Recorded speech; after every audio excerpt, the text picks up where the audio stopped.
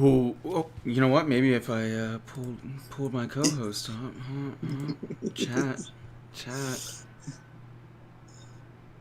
chat.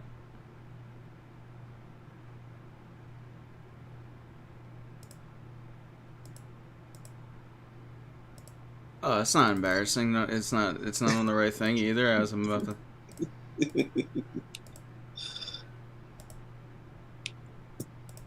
Okay. Okay.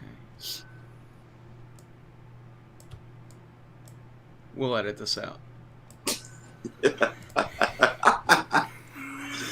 Let's take this over. No one's here yet anyway, thankfully, with the mess ups in the beginning. Okay. What's up, Philadelphia sports fans? I am Anthony Pinto.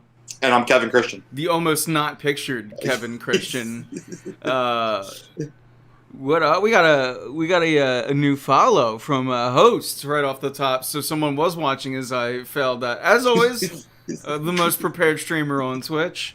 But yeah, we are here. Did remember to bring my co-host Kevin Christian up with us. Chat, how you guys doing out there? Chat. Kev, how you doing tonight? I'm good. Football's back. Sort of. One game. We can hate the Cowboys. We revamped that hatred for the Cowboys immediately starting tonight. This is actually a rough night for me. Yeah. Because I can't cheer for either team. Yeah, I'm with you. Like I want them both to lose in a very high scoring game. I have Buccaneers defense for fantasy. For fantasy, so let's keep let's just keep it low. I'm okay for a low scoring game. In fact, what's up, Joe? I see you. We got football back. Yes, we are indeed. We are hyped for it. We're just in general just excited. We got Eagles football right on the brink, so that's exciting. Even if it's hampered expectations, if you will. It's still an exciting season. It's a season where there's unknown, and with that, it's uncertainty. It's a little bit of anxiety, but there's some positivity floating around what could be Jalen Hurts as a quarterback prospect. There is a lot of intrigue into what could be Nick Sirianni.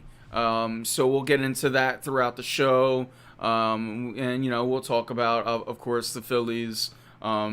Looking at my watch, Ben Simmons still hasn't been traded. And we here in the Philadelphia sports community lost an icon over the night as well in Big Daddy Graham. And look, for as many times as I've called his opinions, the same things as I would say to Joe, he's an icon. And for me personally, what I admired most about Big Daddy Graham is that he wasn't afraid to be himself on the mic. And for someone who was at a time 10 years ago when we started this, it's nice to see. It was an inspiration, and I would be remiss if I didn't bring that up in the opening. And if you, Kev, had anything you wanted to add to that, but yeah, I worked overnights for a couple of years, and there's no one else who's going to get you through those nights. So he was one of the last guys I really listened to when it came to sports radio, and I know he struggled for the last couple of years with the pain, so I'm sure it's better for him, but it's still it's a huge loss for the city, and obviously his family. So yeah, thoughts out to them guys. And to your point, and to a lot of, I saw it in comments, and a lot of people. I too worked nights. I worked for Live Nation for 4 years, and coming home after you work a show, you don't want to listen to music. No. Even if it's unless it's a band you like, then maybe you want to listen to their music or something. 9 times out of 10, after working a concert that you don't want to be at, you don't want to listen to music. The other radio station doesn't have a competitor at that time slot. As far as like local things go, and I'll listen to a podcast if I want national. I'm not going to listen to whatever ESPN's putting on. Right. So yeah, to that, he was the only option, and I don't think many people complained. No. You know what I mean? Like, just a funny man behind the mic, both, on stage and on the radio, and yeah. It's again, my vibes and my thoughts and everything are going towards that family right now, and everyone close to him. But us as a sports community are feeling it. So, yeah, we just again, it kind of sucks. We want to start off with a lot of energy, right?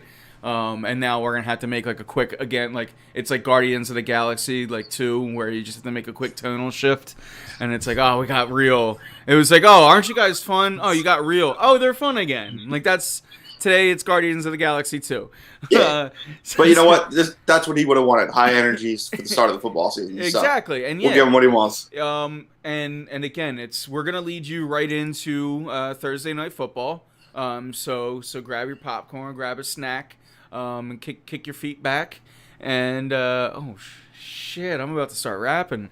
But yeah, from here on out, it's football talk and chat as always. You're the host, so if there's something you want to talk about, we could talk about. And while we're leading it off in a little bit of everything, Kevin Christian, you were not here last week when I got to bask in the glory of what was a Joel, not Joel Embiid. We're getting both of the Joels. We're getting them both locked down. Joel Farabee, what do you think about his contract extension? Spoiler alert, chat. I already know what he thinks, but I want to hear. I want to hear it. I don't want to just read it.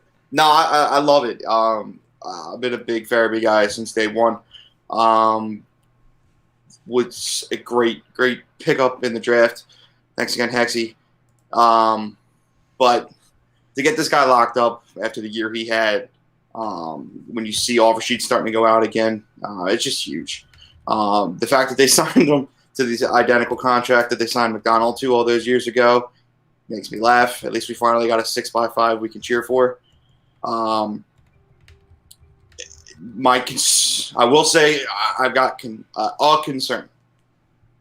My concern is this is now the third contract the Flyers have signed where I felt like you could say they locked up a long-term core piece, and the other two took step backs after signing those contracts, and have yet to get back to where they were when they signed the contracts, which would be Provorov and Konechny. If they play to the way that they can, all three of these guys are an absolute steal.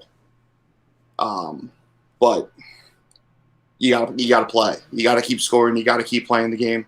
But I have every faith in Joel. I almost said Joel. I almost did it. It's tough. It's so tough. And I do it the other way around every now and then too, where I'll go like Joel Embiid, and I'm like, God damn it! It's especially tough when they're both playing on the same night, and then you're like, oh, Joel's going off, and then it's like, all right, it's Farabee and Embiid, forget it. Yeah, I was gonna say it's just I don't even know why I'll go Mr. Embiid and Mr. Farabee just to keep it more formal. I got a hard time with the misters when they're that much younger than me, but but like I said, I got my mental age is still younger than them, so as long as I got that going, we all right. But yeah, I have every faith that he will live up to it, if not exceed the contract. I like these long-term deals where you're locking up the guys. These guys got to start playing up to it because that's how you run into really bad contracts really quickly. So here's hoping all three of them turn the corner. We get into a good start to the season as we get hockey's back this month as well. So I'll take it. I'm almost there. Yeah, we're gonna right around the corner. We're gonna have hockey and basketball back too. Hopefully, We get a certain player out of town at this point. Not even I want to deal with it. This is getting bad. It's just so ugly. Yeah, and that's how it goes in the NBA too, right? But it's just annoying that I really don't want to talk Ben Simmons tonight, and it's I bait myself into it somehow every night. I don't know how I do it. But it's like I almost have to shame myself at this point because I defended Ben for so long. And now he wants to like try to turn this on Philadelphia and like make it a us thing. And it's like now I get defensive, and it's like now I'm going to have to start treating you like Carson Wentz. Right. My biggest hope is that we get something for Ben Simmons, unlike Carson Wentz. And I still am holding out a little hope. I don't think Dame Lillard's on the cards. Like I've set sail on that, but I look at Sacramento and I see 3 to 5 players on Sacramento that I would have no problem with taking on my team. Or really that's been it. Like when I really think about it. I know a lot of people have talked about Cleveland, and I've seen what Cleveland has to offer. I'm a little less. I'm a little underwhelmed by that deal, by those packages. But the thought. Look, Buddy Hield was a player that all last year I wanted on this team. I really like the fact that I think he's a borderline cerebral 3-point shooter at this point in his career. If you bring Buddy Hield onto this team, depending on what else you get, if you get a De'Aaron, like in my opinion, what I'm hoping for as a fan at this point is like, and I've said it before, the De'Aaron Fox kind of Buddy Hield package. And if you do that, then you can maybe even move Seth Curry as a sixth man off the bench. Right. Or you start thinking about what Thibault, where he would be playing, but I digress. Ben is Well, here's what I'll say to your comments, Joe, who says Ben is worse because Wentz helped us to a championship, which he's 100% correct on. My level of disgust purely hinges on what the general managers do at this point. Either way, I feel betrayed, and I don't want to have to say any good things about them. So let's not try to go down these dark hallways. And again, tonight's show is Phillies and Eagles centered, and NFL. We can talk football, but here I debated, and while we're starting out, we can get this out of the way now. Yep. But yeah, I think that's where it is. It just comes down to what you get. If you get slop and basically a second round pick, or I guess like a late if you get like 5 first round picks for Ben Simmons, that's the equivalent to getting the second and third round pick in the NBA to the NFL, and that's my worst fear, is that you just get like an aging player that fits contract-wise, and they just try to get out of it as quick as possible. Because, again, you got to make at least a sideways move because Joel Embiid. Right. It's that simple. Yep. But yeah. Bryce just hit 30. He hit a homer? Yeah. Oh, nice. I got nobody was on base. I got to show chat. I found these at the I'll show you, Kev. I can see. I know we have 2 separate, so you can see the can. Wait, can you see the? Hold on, wait. Now you can. Wait. Hold on, chat. I'm a little stupid. So there's Kev. Now you can see it, Kev. Little Goose Island Eagles logo. Chat, you saw it already. Behind the scenes tidbit here. Kev is on a different camera than what you and I are on. For whatever reason.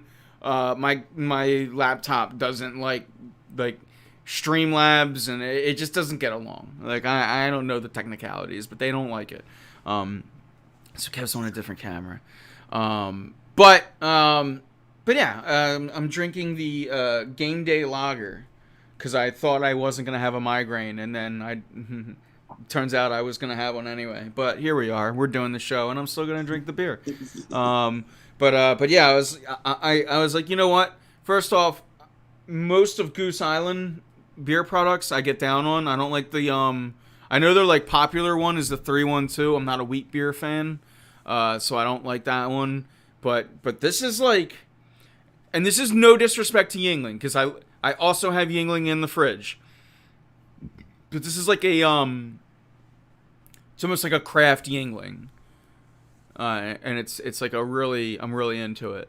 But yeah, I also have the Yingling 16 ounces, the pounders with the nice. Phillies P on them, because I'm a sucker for a pair of cans. Yep. So How did I not see that coming? I gotta be honest, neither did I. It just happened. Like sometimes I just give the self alley-oop.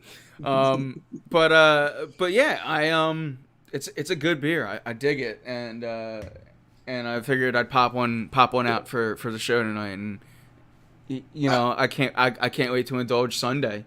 I might have 3 to 5 on Sunday, which is a lot for me, chat. I know for like the drinkers, you're like, that's my Tuesday night, but like for me, anything past 2 is like my acid reflux and my tummy start to get upset, and I just got to fight through them on Sundays. I've got rehearsal after the game. Oh, okay. So no drinking for me till after rehearsal. Okay. That'll be. I guess here's the thing. We're not going to be nervous drinking this year, right? So that's one thing. Maybe, I'm not. I might. I say I'm not, but then it comes and I'm like, I get it. Because like here's the thing. I really want a win week 1, because if you don't get a win week 1, hot damn, that schedule is tough, and you could be looking at 0-6, 0-7. Yeah. And again, Atlanta's going to be tough too. This is no disrespect to Atlanta, but Atlanta's going to be tough too. And if this game was home, I'd be like, all right, this is we're going to win this game. Yeah. I'm feeling it's the dawn of a new era. We got the Jalen Hurts. Everything's there's gonna be excitement. It's going to have almost and I know this is another name that you can't say in Philadelphia, almost a Chip Kelly-esque arrival, because look, for everything that bad happened to Chip Kelly, just remember game 1, right? Remember game 1 against the then Redskins. We'll just call them the Washington football team. But against Washington, man, they came out and it was just lightning in a bottle. Mike Vick, Deshaun Jackson, the whole 9.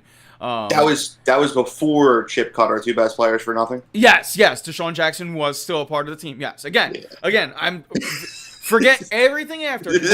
I know. Speaking of where I was wrong,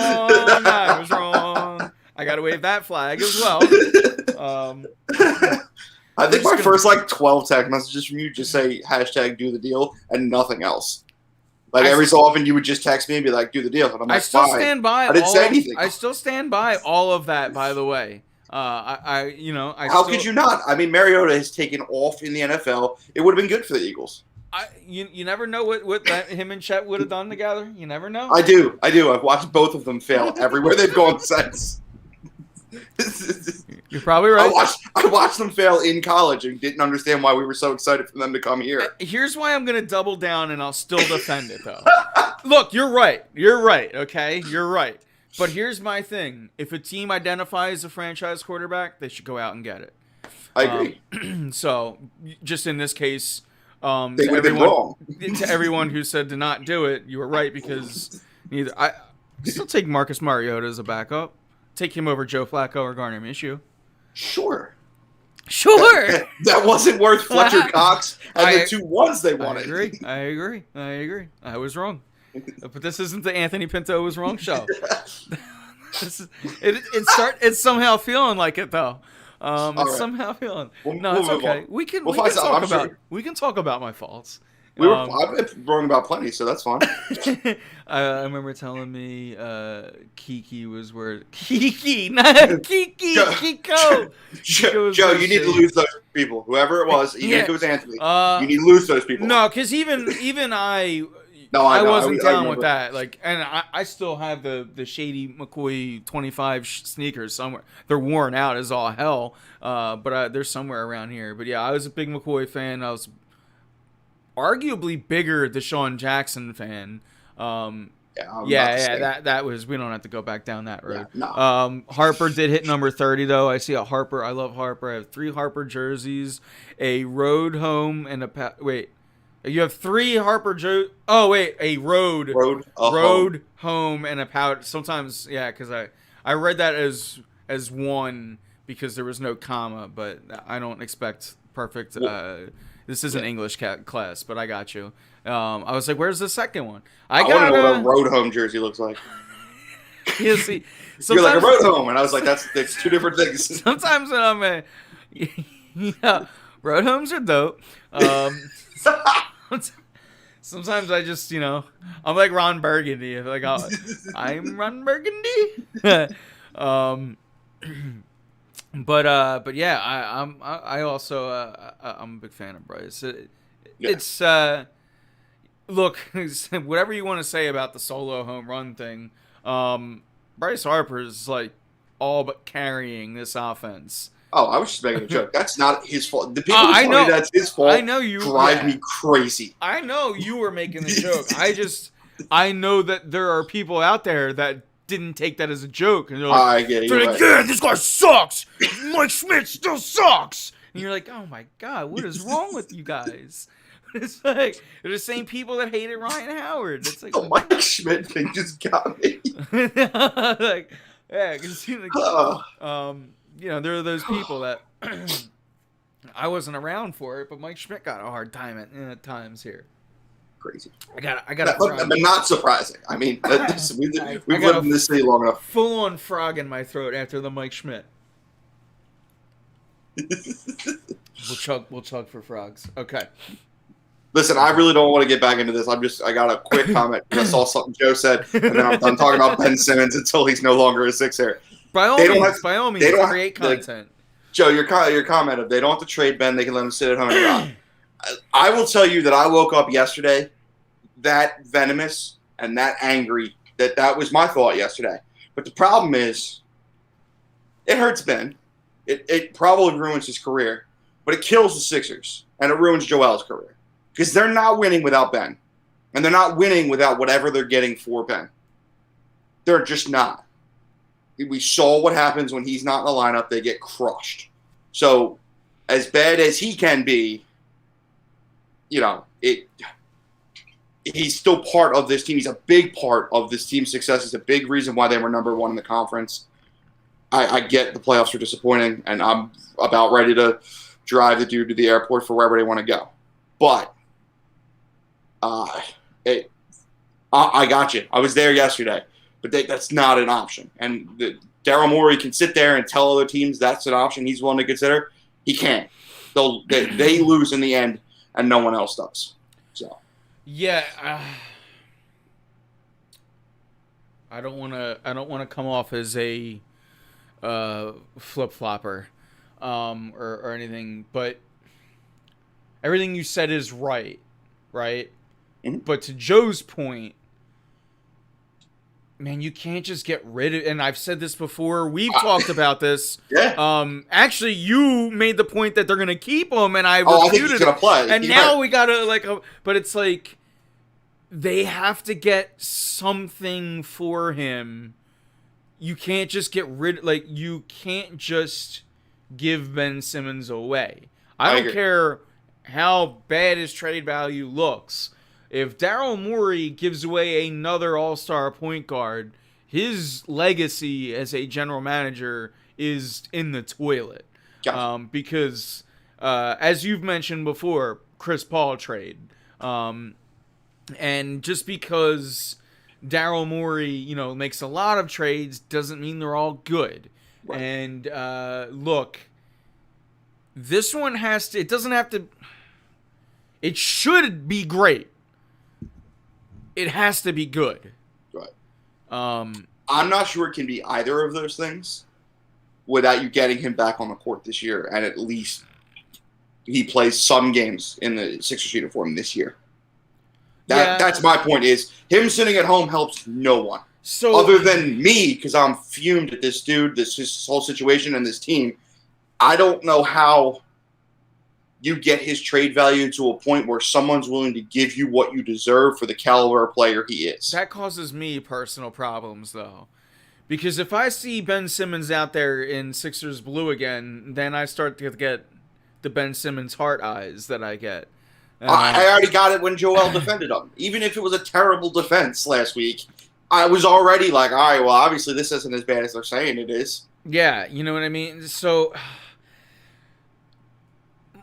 my heart can't take it. If you know what I mean? If I can just come here on bended knee, my heart can't take it. You're going to start tweeting out the little fuming out the nose thing again? Yeah.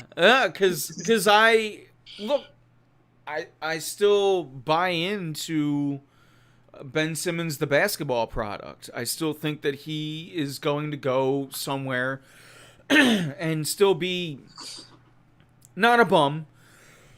Excuse me. Not a bum. Maybe not a Hall of Famer, but an all-star. And I don't want to just let an all-star go. And yeah, again, more than anything, forget Ben. I need to focus on Joel Embiid, and I need to make my team as good as I can every day that Joel Embiid is putting himself on the court, because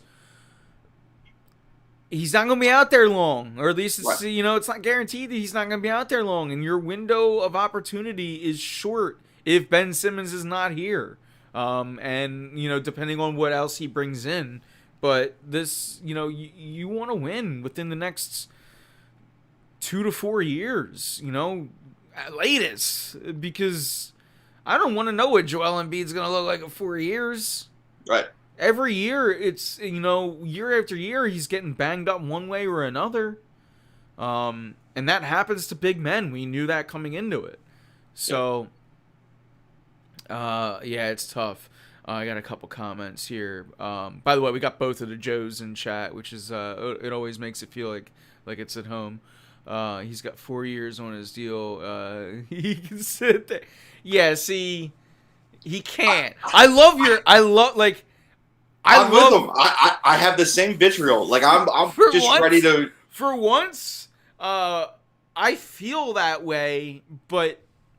Like, if I sat there and tried to fake being an analyst and agreed with that, it's not the right move. I love the sentiment. And I dare I say might be willing to toe the line and say, okay, you're not gonna. Until I get a good package, I might let him sit there for a little bit and then pray to Allah, to God, to Jah, to Jewish God. Is it Ricky Bobby? Help me, Jewish God. Help me, Oprah. I'll be praying to them all that Ben Simmons does come out there and play and things right the ship. But I feel more in the Joe Hunter sense that I think Ben Simmons' last game was Game 7. But also to cater to Joe Heston, I don't think that they're going to have to let him rot. I'm not an optimist, right, guys? I don't, but I still. That's me and Keith's shop. I was going to say, for whatever reason, I tend to feel like they're going to get a deal done before the season. I've said that since Game 7. So I'm going to hold to it. I don't know that it'll be a good one. I hope it is. I hope it's at least decent. But I think it'll be done. I do think that Ben Simmons has played his last game here in Philadelphia. But you know who hasn't played their last game? No, I was like, let's see. How can I do this? How can I do this other than that? Nope, I got nothing.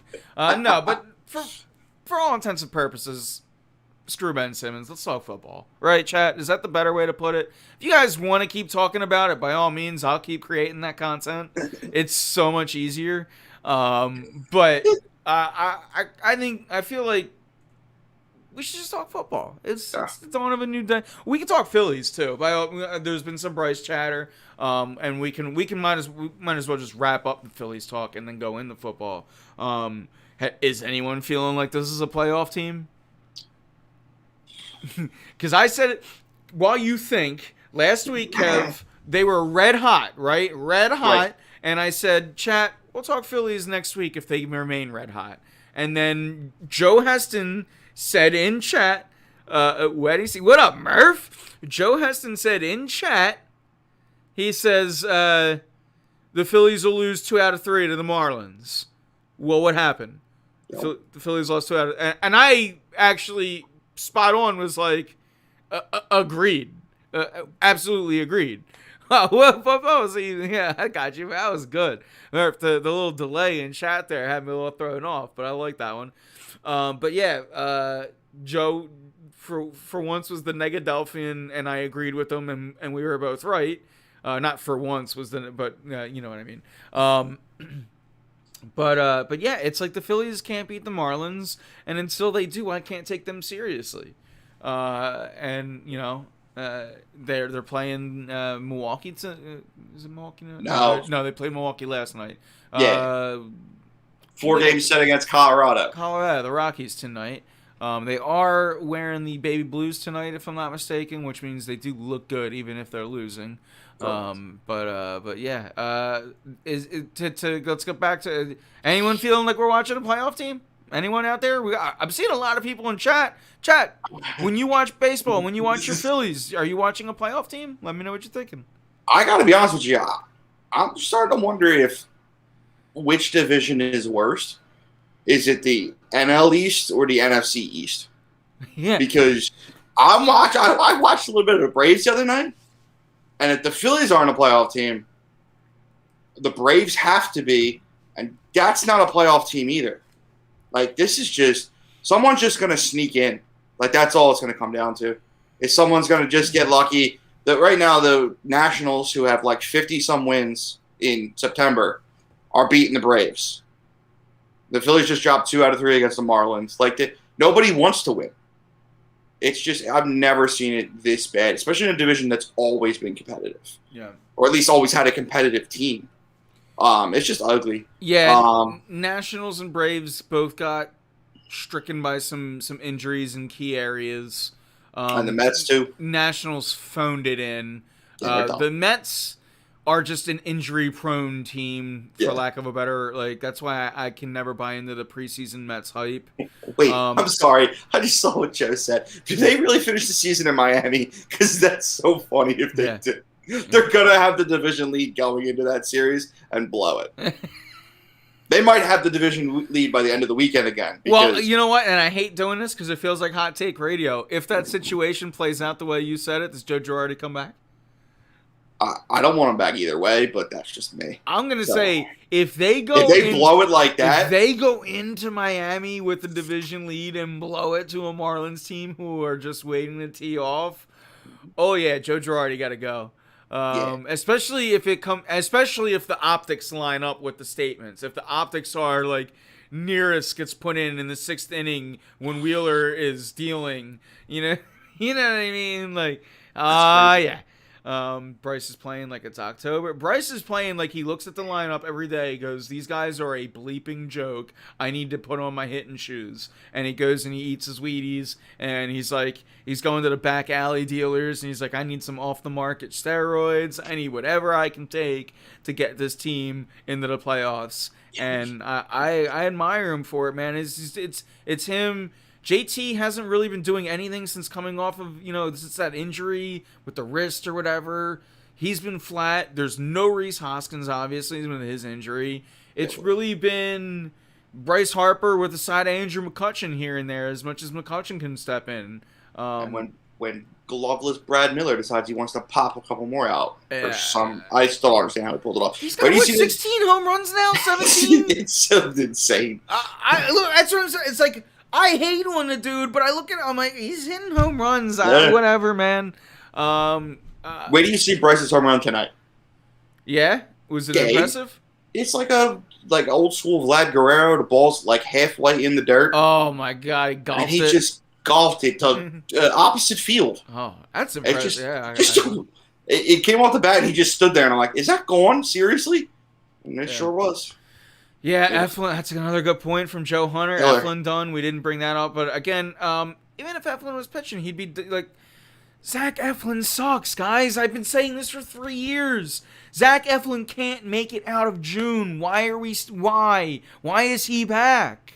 Like this is it's the same. Oh, what's this? Vince Velasquez isn't pitching well anymore. Here's my shocked face. We've seen this thing so many times before with this team, but again, Bryce Harper's like, I don't give a shit. I'm going to just keep hitting my ass off and hope that I can get this team into the playoffs and maybe cap a MVP while I'm at it. Because if the Phillies make the playoffs, Bryce Harper should win the MVP. And I know that they don't take that into consideration, but if the Phillies make the playoffs, Bryce Harper should win 2 MVPs. Because it's going to be pretty much on him and Chris Wheeler. Or Chris Wheeler. Chris Wheeler. Yeah, Chris Wheeler's great Chris Wheeler's great broadcasting is going to take this team. Chat, I'm done. That's not nearly as bad as me 2 weeks ago, though. Don't worry about it. Joe's got to go yesterday. Yeah, I'm with you. So the roster's got to get better, right? But yeah, he's made some bonehead moves. I would like to see what he does with a full deck of cards, like a New York Yankees full deck of cards, because that's when he did win with that. I would just like to have a roster that good. That wouldn't be the worst case of scenarios. Yeah, but that doesn't show me you can manage. That shows me. I agree. More what I'm saying is I just want a stacked team. That'd be dope. That's fine, but you still need a new manager either way. I don't need that. Being said, yeah, man, Joe Girardi has not had a good 2 seasons here. No. Granted, a lot of the things, the bullpen has sucked both years, but his lineups, imagine this. He started putting Rhys Hoskins down in the 4 hole, in the 5, and he started hitting like crazy. Yep. Here's my shocked face, chat. And again, people thought that I had a problem with Rhys. I didn't. It's not Rhys isn't a 2-hole hitter. That's what I had a problem with. Right. So, yeah, I'm not going to defend Joe Girardi. Zach Eflin reminds me of Vance Worley. I get like that Hap, Kendrick, guy who's just 4-5. Zach Eflin. See, here's the thing about Zach Eflin is he's got 3, a solid 3 stuff, but he is unreliable. He gets injured every year and tails off after June, after July, and that's exactly what happened here. He didn't even make it to July this year after pitching very well up until that point. Yep. I can't.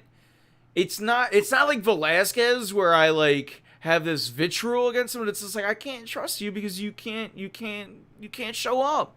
Right. You know what I mean?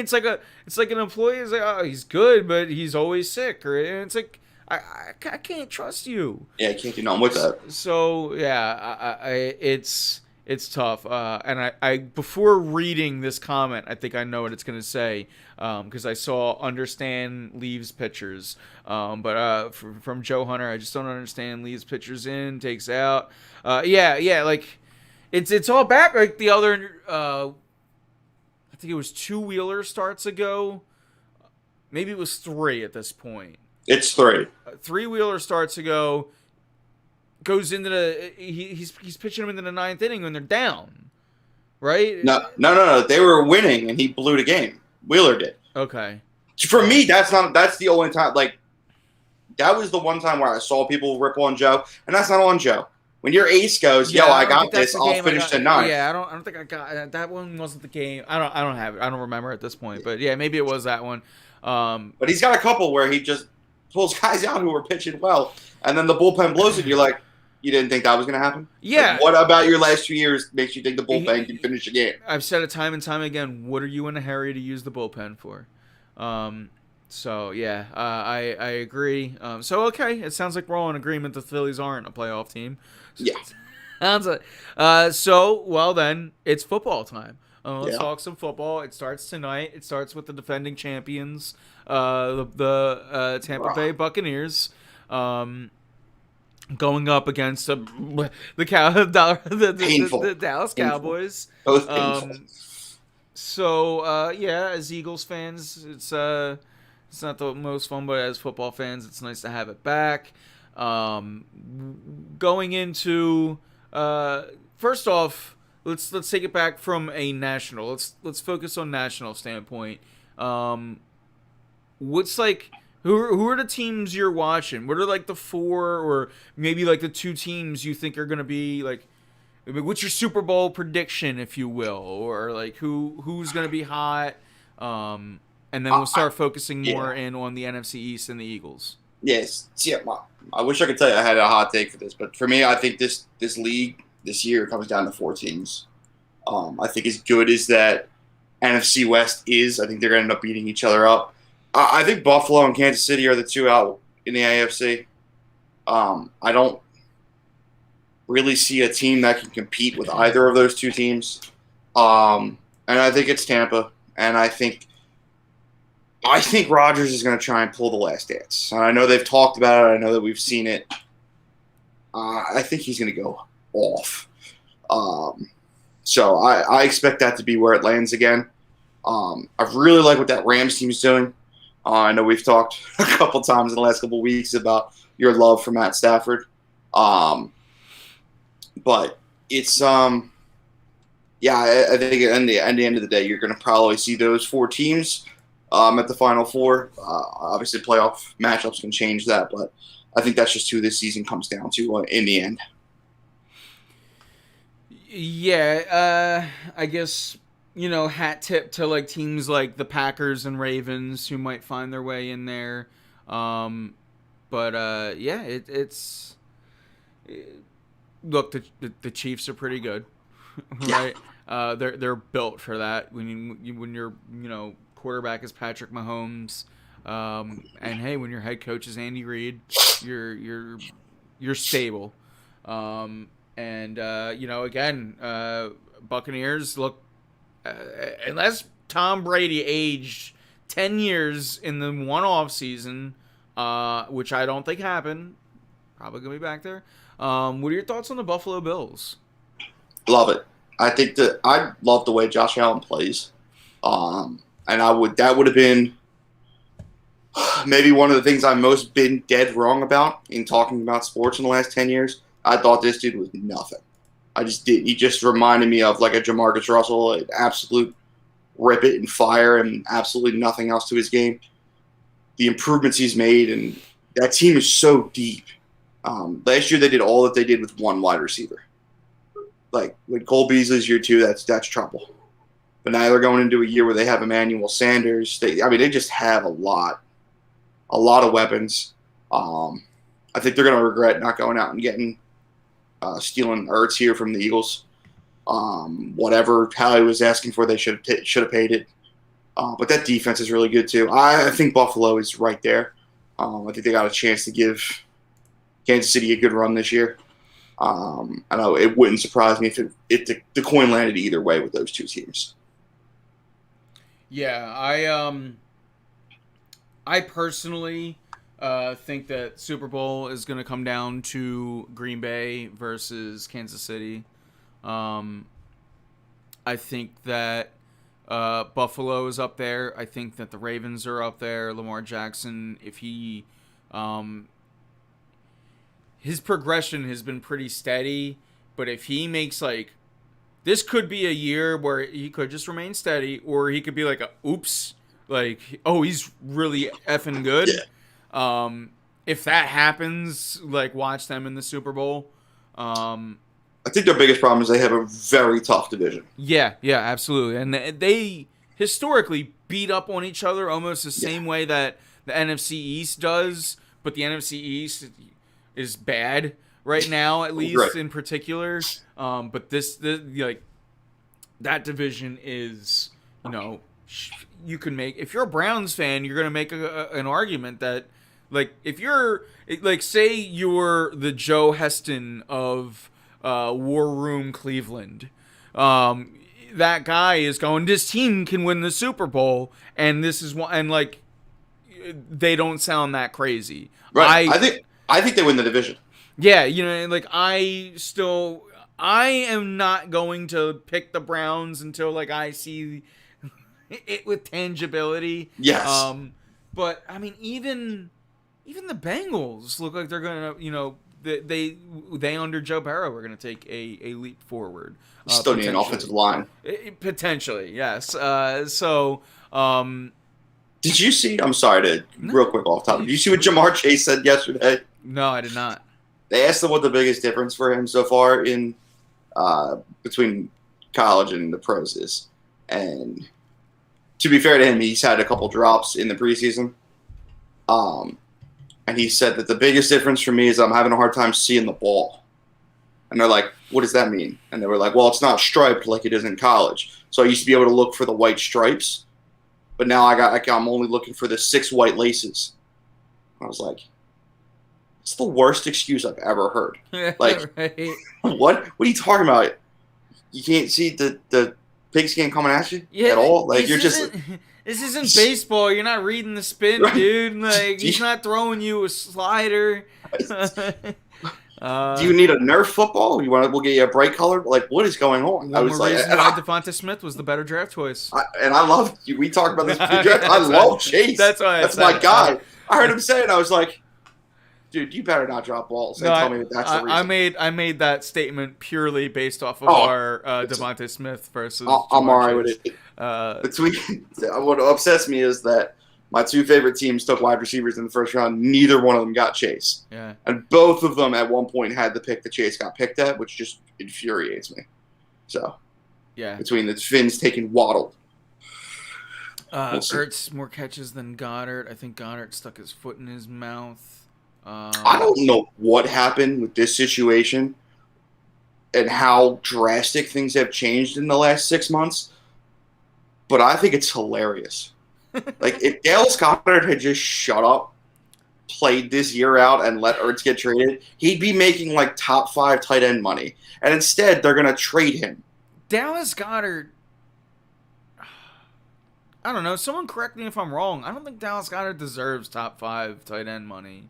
I listen, and I said this from jump. I don't understand this let's move on from Ertz thing at all. He had an injury-plagued season last year, which, again, as guys get older, they get more injured. It becomes a concern. Zach Ertz has outplayed him every year they've been together, and nothing I've seen from Goddard tells me he could ever get to what Ertz has been. And, in my opinion, what Ertz is currently. So, I think Ertz has a huge game on Sunday. I think he has a huge season all year, and I think Goddard puts up what he normally does. But it's not top 5 tight end numbers, that's for sure. So I'm with you, Joe. I don't get it. I don't get the Eagles obviously just tried to trade Goddard last week. It sounds like Minnesota went with the kid from New York instead. I'm not buying this. According to Pro Football Reference, and their advanced and receiving numbers, he only had 1 drop last year. Who's that, Goddard? Yeah. I wouldn't say he had drops. Wouldn't have been something I would expect to be a high number. 5 in 2019. Okay. Maybe I just feel like in the last 2 years, everyone has dropped everything. That's very fair. I feel like I remember Dallas Goedert having more than 1 drop last year. I feel like at times he has been a little unsure, and especially in bigger times. He had one over his shoulder that he missed that would have been a touchdown, I remember. Yeah. He turned his shoulder the wrong way, and then when he went to flip back, it went right through his hands. See, my thing is that both tight ends have a big problem with the way their game doesn't completely round out. Goddard, like you said, with the drops in big moments, But what I love about Goddard is that every time he catches the ball, he's picking up another 6 to 7 yards.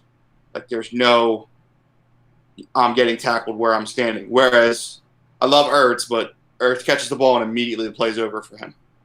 Like, he's not picking up extra yards. He's not breaking a tackle. Like, that's like always been the downfall for me with Zach Ertz is he's going to catch it. If you throw it his way, he's going to catch it. He's just not picking up any further yards. That's it. Hey, I gotta call me crazy. In fact, chat, maybe I need some advice. I drafted Kyle Pitts. Great move. But guess what? Week 1, I'm starting Zach Ertz, my backup tight end. Am I thinking too hard? I'll be honest with you. As a guy who has Pitts is in my biggest league, I would do that too. Okay. I think you're overthinking it because of you as a person can't pick against the Eagles. No, but I think Ertz has a chance to beat him either way. So I don't think it's a killer move unless Kyle Pitts is like the. I still got Young Ho going against the Eagles. I got Young Ho going out there. That's my kicker. If you spend more money on picking up another kicker, me and you are gonna have to talk after we get off the air. Team Young Ho. Team Young Ho. That's my fantasy team name this year. Team Young Ho. In honor of my kicker, who's gonna hold the fort down. No. This year, it's not gonna be like that. Especially players that are drafted like starters. But here's my logic. Hopefully, we can agree that I'm not overthinking. Because I do overthink everything. I'm thinking Kyle Pitts is going to be a great draft pick for me in a fantasy this year and for the Atlanta Falcons in general. Week 1, his first game ever, might not be the hottest of times. Not only that, I think Zach Ertz, I'm probably going to get my best fantasy value out of him from weeks 1 to 8. That's all I'm thinking. Here's the only concern I would have if I was you. One, I think Zach has a good enough game that it doesn't really make a difference. But Kyle Pitts being covered by Alex Singletary, or Singleton. I don't know why I did that. That's concerning. It's very that's. I'm worried they don't have anyone who can slow him down. Because that is a big man who can move. And by big, he's really just tall. Like, he looks like a wide receiver. And he's going to be lined up on linebackers, which is, I don't know if you know. The Eagles haven't had a linebacker since Trotter was here. What? So, it's Trotter was the last one, right? Wasn't Kiki? As he was named in chat earlier? Wasn't Kiki? That's what Joe called him in chat earlier. That man made one good play in his entire Eagles career, week 1, and they lost that game anyway. Also against Atlanta. So here's what else. Who was the dude? He was the linebacker that kept getting hurt. He was pretty good though. I think he went to Houston now. It was only a couple years ago he played with. I think he might even have been on the Super Bowl team. Hicks? Yes, Jordan Hicks. He was pretty good, but again, always hurt. Otherwise, do you call Michael Kendricks a good linebacker? That's like so I played linebacker when I played football. So linebacker is like when the Eagles draft one, I'm like, that's my guy every time. And every time I'm disappointed. Like I had a Sean Bradley jersey. There you go. So that's how much I talked today about how I bought a Nnamdi Asomugha jersey. We all make mistakes. Yes. So for me, Kendricks was my guy. I have that. I still have that jersey. That's my most recent Eagles jersey. Okay. Because I bought it and 6 days later he was cut. So I'm done with Eagles jerseys for a while. It's been 8 years. I'll be out for a little bit. Yeah, it's just my concern is them trying to match up against a big tie. The Chris Long will never go out of style, man. I don't. So close. It felt like such an offbeat jersey when I got it, and it just feels so choice. It's perfect. And every time he talks about anything, it's my. Every time he opens his mouth, I'm like, This is why I love that I got your jersey. Other than the fact that he loves torturing hockey fans, which is still fun for me. Other than that, like half second where I'm like, if he's serious, I want to jump through this screen and do nothing because it's Chris Long. But still, like, and then he always just like, I respect the game. I just like torturing the fans, and I was like, you know what, I'm down with that. Yeah, and as someone who has admittedly poked the bear of said Flyers fans here and there. That doesn't sound like you. I've turned over a new leaf. I won't do it anymore. I think maybe I have to do it to Sixers fans next. You just said I won't do it anymore. Yeah, because I'm holding you to that because that won't last 10 games into the season. We'll try. I'm not going to do it in the way that I did it. I went out of my way. I would never have noticed. 4 years ago. I would never have known that you went to the John Mark School of Talking to Flyers fans. Yeah. Exactly. Went back. Did my college interview with John Marks. Of course you did. Yes. Like I said, now trying to be my own person. So, and again, going back to the Big Daddy Graham thing, not to Guardians Galaxy 2, that's all over again. But no, we come into the mic. I don't try to be anybody else anymore. Yeah. But you know, we've all made mistakes. It happens. I still think that's where Joe Heston's vitriol for I think it was just him like literally counter trolling me. Because when we get down to the nuts and bolts, I'm like, damn, you know your basketball.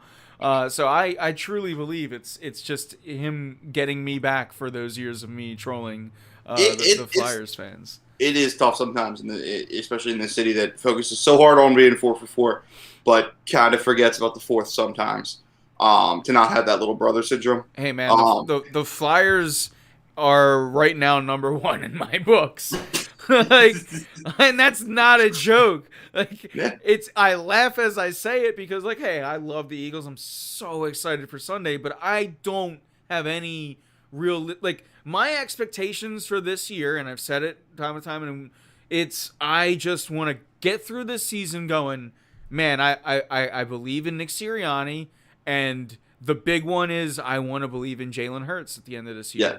And I don't care if they're a 4-win team. If I go, Jalen Hurts is the quarterback of the future at the end of this year, I feel good. But when it comes to the Flyers, God, you can. No, sorry. My thing with it is a 4-12. It's 17 games now, so 4-13. Yeah. I got it. That's a top 5 pick again. Yeah. They're going to take a quarterback. So, to me, I think Jalen's in a tough spot because I think there's a good chance they start this year going 1-5, 1-6. You probably have to get to 7 or 8 wins to be the quarterback next year. And I'm not sure. I mean, the schedule eases up once you get through those first 6 or 7 games. I think it's possible. I don't even think, even if you have a 4-win team that just the defense just gets run off the field every game, I don't think he's back. I think they go with a kid. I think they take a draft pick, they let Sirianni pick his quarterback, and they start all over. So I would like to feel that same way. My biggest worry is you get to 6 or 7 wins, and it was that defense that blocks punts all of a sudden again, and you have special teams touchdowns, and you're not sure about Jalen, and you're picking 12. That's my concern. Mm-hmm. 4, and I feel good about Jalen. Well, you could probably move him for something. Or 4 wins and you don't believe in Jalen, you're picking top 5. You get any higher than 6 or 7 wins, then Jalen did something right. You're not winning that after that. Joe Hunter, man, you're killing me, dude. Yeah, he's always gonna fly. That's my dad, and he's always gonna fly the Drew hatred. And I don't know why. I purposely But leave my picture of Hicks G right went to there. Arizona after he left. Arizona. Yep. I said Houston. Same thing. But no. He just goes out of his way to throw Drew under the bus. Jesus. Weren't we? We were. Oh, I guess we were kind of talking hockey in the sense that they're my number one team right now. Yeah. As far as like, I mean, everyone's my number one. But as far as like, I feel best right now about the Flyers. Talk to me after the Ben Simmons trade about the Sixers. But I don't even have them on the list until that. And then it's I think I might feel better about the Eagles than I do Phillies, as crazy as that sounds, because I just see so many holes in the Phillies, and with the Eagles, my expectations are low, so I can't be as hurt. I think, honestly, I think the Flyers, to me, have the best chance at winning their respective championship in the next couple of years. Absolutely, yeah. This It sounds depends weird. on the Ben Simmons trade, but yeah. Wait, and this is why it's weird for me. If they trade him, they immediately move to like 3 or 4 on my list, because I don't believe that they're going to get a deal that is equilateral. Okay. I think they're going to get players who can fill up behind him, but you're down to one All-Star again. Okay. If he is on the floor with the team this year, they go back to being my number one. Okay. Because I believe if that team can figure its shit out and get those guys back on the floor together playing, they still have the best team in the city. I just think that I think people are letting their emotions get to them about the way they went out last year. Yeah, I still think that the way I felt about the team in the trade deadline is how I feel about them now, which is the Sixers still don't have enough, and that's why we felt so empty after last year's trade deadline, and then that's what we saw really rear its head in the playoffs, and then of course Ben Simmons turning down open dunks and the whole nine. Yep. Tobias Harris missing wide open layups. Joel Embiid going silent in every fourth quarter. It was a total team collapse led by Ben Simmons. But yeah, I think they're a good team. But dare I say it, I actually think I might believe more in the Flyers, at least preseason, at least right now, at least while I still have a lot of excitement over what the revamped offense could look like with Cam Atkinson, what this completely revamped defense is going to look like. Forget the revamped offense. They changed one player on offense. To me, that revamps it. But to the real hockey world, the Flyers revamped their defense, not their offense, and that excites me. I think Carter Hart comes back and bounces back huge. There's a lot more reasons to be positive about the Flyers than there are fan eyes, at least, than there are Sixers right now. But to your point again, everything you said about the Sixers is they're still going to be a pretty good team, but I think the East got better this year, and I think that they're not a guaranteed top 1 to 3 seed like they were going into the beginning of last year. This year the East just got a lot better, and man, they could be a 4 to 6 team currently constructed if things doesn't go down. So. Yeah, I think there's 4 teams in the East if the teams were to play the way they are built tonight. But my answer to you is this: you go into another trade deadline where you have an opportunity to make your team better. Morey failing again at the trade deadline would make this so that this team. I just think in basketball it's a little bit easier to just build that team. You need 3 guys. You need to go from those 3, and I think the Sixers have those 3. And I think they have some solid pieces. I think they need 1 or 2 more to push them over the top. But it doesn't have to be a superstar. It just needs to be good guys coming off your bench, or a good 5 that can move Curry to the 6. Yep, I got Curry's name right tonight. Didn't mess that up. just stuff like that. Like I think that's what that team is missing. Whereas hockey, listen, I love the way the team looks. I'm very excited. We'll get more into that obviously in the next month as we ramp up to the season. Revamping an entire team has not always been successful.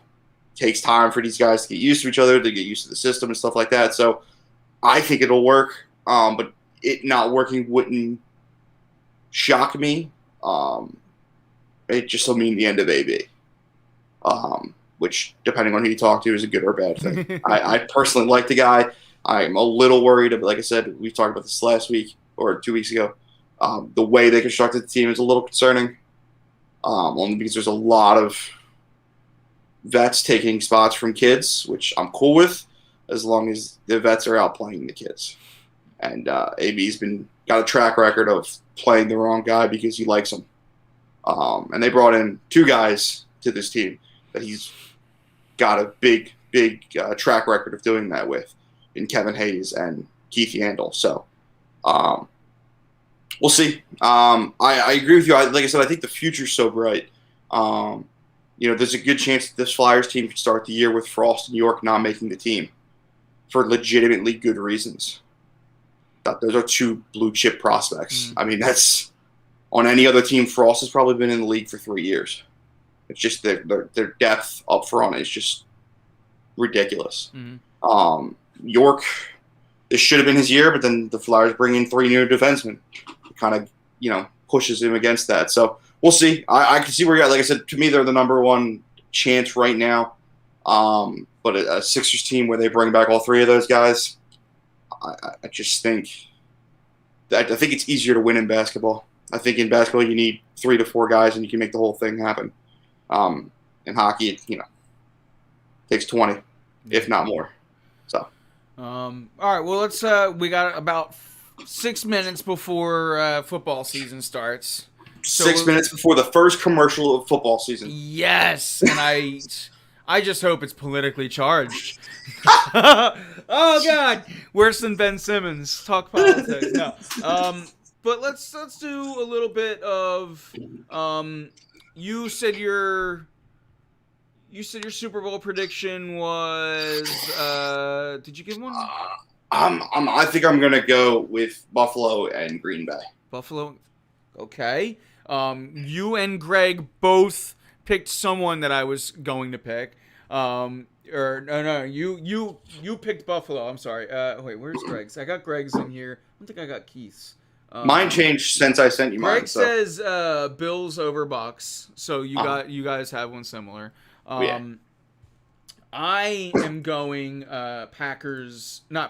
I'm taking Chiefs over Packers. Right. So we both have the Packers losing. Yeah, and so you guys, and then again, did Keith? I don't know. I'll try to find that. But what about Eagles season predictions? What is going to be the Eagles record? And while you ponder, I do have Greg sent us, our friend Greg Hall from We Podcast and We Podcast and We Know Things, and I Know How to Talk. Also from War Room Philly. He goes 7-10 for record. I think I'm going to do something crazy, actually.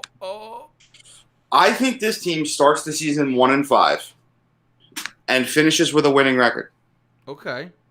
So 9-8 is where I'm going to finish. I just think the second half of that schedule really opens up. I don't think they make it through the first part. A new coach with that type of schedule early on. I think you steal one or you beat up on Carolina. But I think you're probably going 3 or 4 weeks before you see anything happen. And I think Jalen just takes over for the second half. So I think you get to 9-8. Whether or not that's good enough in the NFC East, you never know. But I don't know what it is. I got hit with some optimism the last couple of days because I think when I sent you the original predictions, I only had them at like 5 or 6 wins. Yeah. I talked about it last week. I got them at 6-11. And to me, when you look at Andy Reid's first year, when you look at Doug Peterson's first year, Chip Kelly was kind of the enigma, but he also was one and done. Right. When you think about like success, but when you look at just in general, how teams go in year one at this, they don't tend to light the world on fire wins and losses wise, and I think Right. that's going to happen this year, especially this chunk of schedule that they start off with, and it doesn't seem to lighten up until they get to the Broncos. Yeah. It's gonna be tough, and I think you win week one. I feel good against the Falcons, but then it's like, you probably win against the Panthers, and it's like you're just gonna be like they might compete, but they're probably going to lose the majority of those games. See, my thing is that I think you can compete with the Raiders, and I think you destroy the Lions. Hopefully, Yeah. you're looking at a Chargers team who I think is very good. That Broncos game, I think, will tell you where they are. If they can beat the Broncos, I think they have a good rest of the season. If they can't beat the Broncos at that point, they just hang it up. Minshew Mania? Just kidding. Listen, I'll take that before I see Flacco this year. How's that? Well, that's why Howie the genius brought him in, right? Howie the genius. I love week one. I love week one. Howie the genius. Yeah, Howie the genius, right? All right, if you talk to Phillies, if you talk to Eagles fans, it's me. I looked at that Gardner Minshew move and I was like, oh, well, clearly it's a dude that's flying by the seat of his pants, as always. He made that move because he thought he was going to get Deshaun Watson. He's like, oh, well, Deshaun Watson's going to get suspended, even though I'm going to trade for him anyway. I'm gonna acquire a serial rapist, and then I'll get a dude that looks like a child molester to be his backup and starter for this year. That was really his plan, even though no one wants to admit it. I will say I liked the trade, and if for no other reason, and that's the other reason why I did it, because even if it doesn't work, most people will still like it, because I like it because if Jalen gets hurt, which with his style of play is always possible, I don't want to see Joe Flacco for the rest of the year. I do. Oh. I do, because if Jalen Hurts gets hurt, tank. Because if Jalen Hurts gets hurt, we already need to abort ship, lose every game, and then you want a top 5 quarterback, and that's at that point. That's fine. I'm not going to start this whole notion of, we need another quarterback. So I'm totally fine with losing every game with Joe Flacco, who is taking up $3.2 million in cap space. I was fine with that. It's not about wins and losses this year. It's about Jalen Hurts. No, I agree. Minshew's, you're still going to lose with him in C, Jacksonville. B, it's a more fun way to lose. All right, that's... Just for the entertainment factor, you know what? Want to see God damn, that's the best argument I've heard to it, at least. It's hard to get me to go, that's a good argument when I disagree. That's a damn good argument. I just want to have some fun. That's all. Give me the mustache and give me all that nonsense. Let's go with it. Because that's for me, that's where I land with it is. I don't think the win-loss difference between Flacco and Minshew, I think it's negligible. But I think it's more fun. Flacco can't do anything. There's it's not even like you might lose some games. I knew you're going to lose every game. I knew that before I saw preseason. That's why I didn't like I really didn't like the Flacco signing. Honestly, I would have been more for bringing back Nick Foles, and I know that that's a crazy can of worms, and I know that that's not the can of worms I usually open. But he would have been the same thing as far as he's a Super Bowl MVP, he did it, he would have been all that leadership, and guess what, he probably would have been able to play at least 3 or 4 games. That's all is 3 or 4 games, but you can get some production out of that. Yeah, but does it work outside of anyway? I'm not even getting into discussing Nick Foles. I can't do it anymore. Best backup in all football. Sure. He's not even the backup on his own team, but oh man. But it is 8:22, so we're coming up on it. Kickoff may have happened. No, they're still singing the national anthem. What do you got? Come on, it's opening night. There's multiple anthems now too, isn't there? Right. No, So I can't tell. I'm glancing out of the corner of my eye. And 9/11 is this weekend. So. oh my God, 9/11, never forget. No, I'm sorry, I'm in troll mode, but that is serious. You can't get. I'm like a kid when when it's like you snap a kid out of play mode and it's like, oh crap, I got to be serious. Oh, I'm sorry. Have you seen? Are you watching What If? Real quick before we get into. I just watched. So again, as I said, like 8 straight days of migraines. Right. In one of the periods that I haven't had, I caught the first episode.